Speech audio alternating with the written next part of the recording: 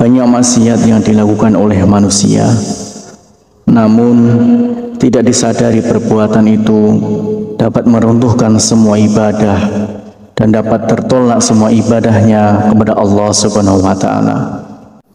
Meski orang ini ahli ibadah, ahli zikir, bahkan ahli puasa, dan juga ahli tahajud, akan tetapi kalau melakukan perbuatan ini, ibadahnya tidak akan diterima oleh Allah Subhanahu wa Ta'ala. Bahkan dia selalu di dalam murkanya Allah Subhanahu wa Ta'ala dan murkanya Rasulullah Sallallahu Alaihi Wasallam.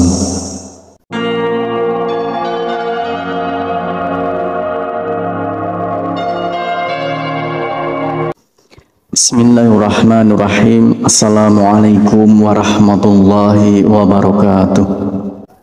Syukur alhamdulillah kita bisa berjumpa lagi di channel ini. Salawat dan salam semoga selalu tercurahkan kepada junjungan kita Nabi besar Muhammad Sallallahu Alaihi Wasallam. Allahumma salli ala sayyidina Muhammad wa ala ali sayyidina Muhammad.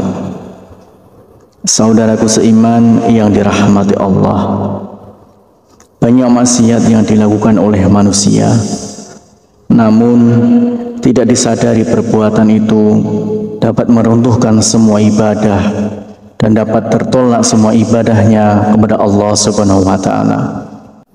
Meski orang ini ahli ibadah, ahli zikir, bahkan ahli puasa, dan juga ahli tahajud, akan tetapi kalau melakukan perbuatan ini, ibadahnya tidak akan diterima oleh Allah Subhanahu wa Ta'ala. Bahkan dia selalu di dalam murkanya Allah Subhanahu wa Ta'ala dan murkanya Rasulullah Sallallahu Alaihi Wasallam. Dulu ada seorang lelaki bernama Alqamah, seorang yang rajin dalam masalah ibadah, sholat, puasa, dan sedekah. Namun suatu waktu jatuh sakit yang teramat parah, tepatnya dalam keadaan sakaratul maut. Namun entah kenapa Alqamah yang taat itu kesulitan untuk melafalkan kalimat La ilaha illallah. Sang istri meminta tolong kepada seseorang untuk menemui Rasulullah untuk menyampaikan pesan tentang keadaan suaminya pada Rasulullah Sallallahu Alaihi Wasallam. Nabi pun mengutus Bilal Ali Salman dan Ammar radhiyallahu an untuk datang ke rumah. Di sana mereka menyaksikan betapa Alqamah dalam keadaan yang memprihatinkan. Mereka bertanya-tanya, bagaimana mungkin seorang yang taat pada Allah Subhanahu wa Ta'ala dan Rasulnya itu kesulitan dalam melafalkan kalimat La ilaha illallah. Lidah Alqamah seperti terkunci ketika akan melafalkan kalimat itu. Merasa khawatir, mereka kini mengutus Bilal untuk menyampaikan apa yang mereka saksikan kepada Rasulullah Sallallahu Alaihi Wasallam. Rasulullah pun bertanya, apakah Alqamah masih memiliki ayah dan ibu? Ayahnya sudah meninggal, tapi dia masih memiliki seorang ibu yang sudah tua. Rasulullah Sallallahu Alaihi Wasallam meminta Bilal, coba temuilah ibu Alqamah, aku titip salam untuknya. Jika dia masih mampu berjalan, dia bisa menghadapku. Jika tidak bisa, maka aku yang akan ke sana. Sebagaimana yang dikatakan Rasulullah Sallallahu Alaihi Wasallam. Bilal menyampaikan itu pada ibu Alqamah tanpa menambah dan mengurangi satu kata pun. Ibu Alqamah berkata, lebih baik aku yang menemui Rasulullah. Meski sedikit bertahti-tahti dengan tongkat sebagai penyangga, ibu Alqamah menemui Rasulullah. Dia mengeluhkan salam dan langsung disambut Rasulullah Sallallahu Alaihi Wasallam. Rasulullah bertanya, jadi bisakah ibu menceritakan bagaimana keadaan Alqamah yang sebenarnya? Kenapa dia nampak kesulitan melafalkan kalimat La ilaha illallah? Padahal setahu saya dia seorang hamba yang rajin dan taat. Ibu Alqamah menjawab, karena Alqamah sudah menyakitiku. Dia lebih mengutamakan istri daripada ibunya. Dia benar-benar menentangku demi menuruti keinginan istrinya. Rasulullah pun mengangguk-anggukkan kepala, tanda mengerti bahwa yang mengunci lidah Alqamah hingga tidak bisa melafalkan kalimat La ilaha illallah adalah karena murka dari ibunya sendiri. Kemudian Rasulullah Shallallahu Alaihi Wasallam memanggil Bilal, menyuruh Bilal untuk mengumpulkan kayu sebanyak-banyaknya untuk membakar tubuh Alqamah.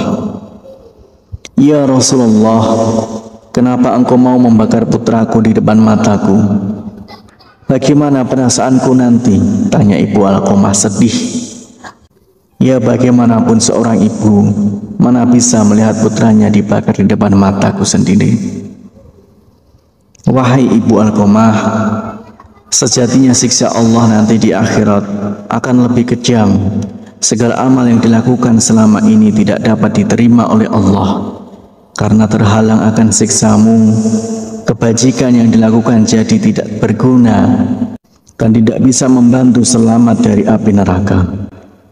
Rasulullah Shallallahu Alaihi Wasallam menjelaskan, jika engkau ingin putramu selamat dari api neraka, kau harus merelakan apa yang telah aku lakukan. Baiklah ya Rasulullah, aku akan memaafkannya. Aku sungguh tak sanggup mengetahui jika anakku akan masuk neraka karena diriku. Rasulullah memerintahkan Bilal untuk mengecek keadaan Alqamah, memastikan apakah Alqamah sudah bisa melambatkan kalimat La ilaha illallah atau belum. Karena jika sang ibu mengatakan semua itu hanya karena malu bukan dari hati, maka apapun bisa terjadi. Namun ternyata ibu Alqamah sungguh tulus telah memaafkan putranya. Karena ketika Bilal sampai di pintu rumah Alqamah, dia mendengar Alqamah mengucapkan kalimat La ilaha illallah.